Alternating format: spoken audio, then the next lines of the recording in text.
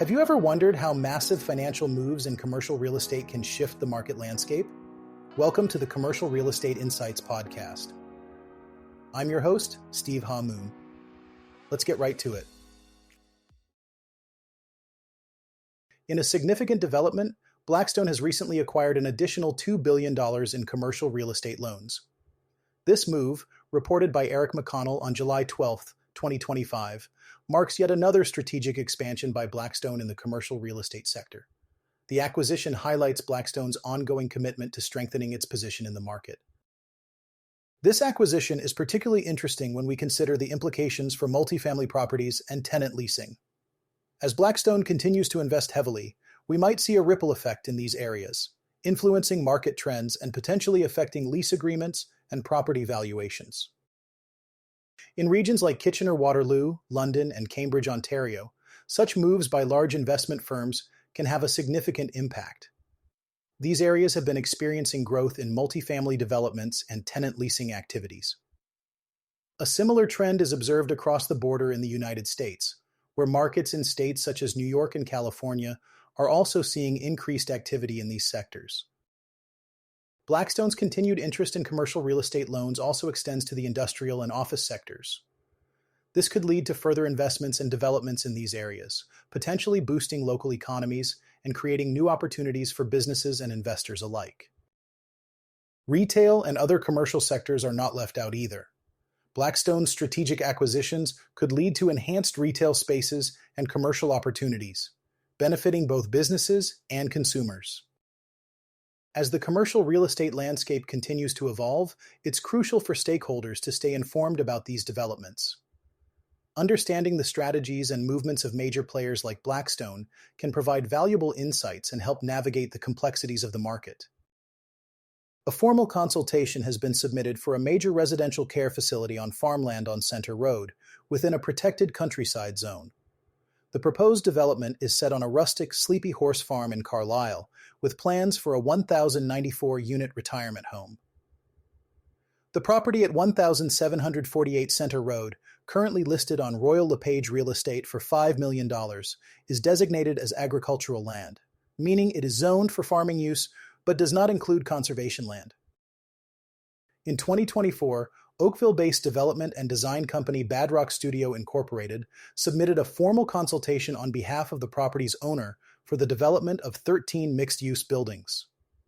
These buildings are planned to range in height from 17 meters to 36 meters as part of the retirement home project that includes supportive commercial uses such as doctors' offices, pharmacies, and retail spaces. Ward 15 Councillor Ted McMeekin expressed his opposition to the project during a public town hall in Carlisle, citing concerns about greenbelt development and the impact on nearby heritage woodlands and wetlands. He noted that a development of this scale could potentially increase traffic on Center Road, adding to the village's existing transportation challenges. Steve Robichaud, chief planner for the city of Hamilton, pointed out that the property is within the protected countryside zone of the Greenbelt. This designation aims to protect agricultural lands and preserve natural areas in rural communities. Robichaud mentioned that the development is not consistent with the provincial planning statement and does not conform to the policies of the Greenbelt Plan and the Rural Hamilton Official Plan. Carlisle is considered a rural settlement area, which imposes restrictions on where development can occur. The northwestern boundary of this area is located behind the houses on Woodend Drive, approximately 2 kilometers from the proposed site. According to city staff, there are currently no plans to expand the Carlisle rural settlement area boundary. The home on the property, built in 1875, is recognized as a heritage property, although it lacks legal restrictions for alteration. It currently serves as the location of Golden Stirrup Equestrian, a facility offering horse riding lessons, horse boarding, and day camps. Despite the property's historical value, it remains vulnerable to development pressures. As we approach the end of 2025, commercial real estate owners and occupants have some important decisions to make. With the new tax laws set to come into effect in 2026, these decisions could have significant financial implications. According to Alan Buchanan from the Orange County Register, here are 7 strategic moves you should consider before the year wraps up. First on the list is conducting a cost segregation study. With the reinstatement of 100% bonus depreciation on qualifying plant and equipment under the new law, it's essential to determine which assets qualify. By engaging a qualified cost segregation firm, you could unlock significant tax savings, especially if you've invested in improvements or own industrial real estate. Next, it's time to reevaluate your lease versus own situation.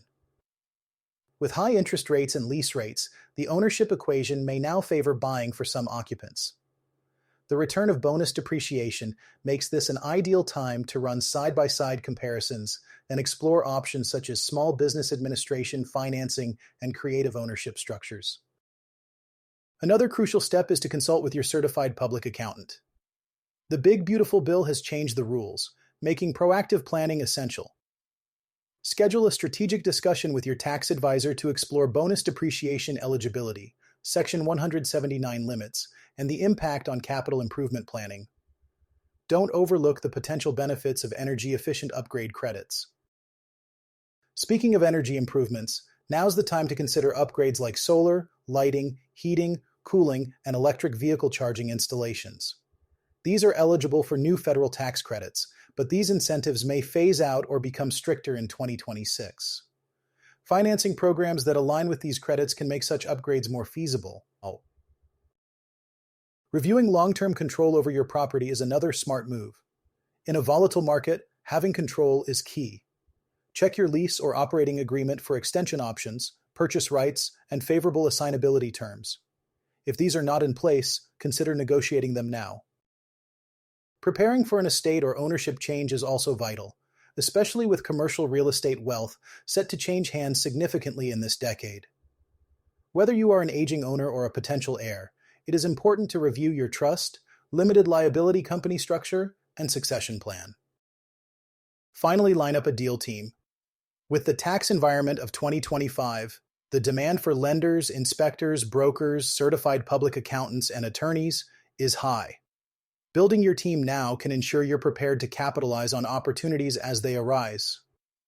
Remember, the best opportunities this year will be seized by those who prepare early and surround themselves with knowledgeable professionals. Thank you for listening to the Commercial Real Estate Insights podcast.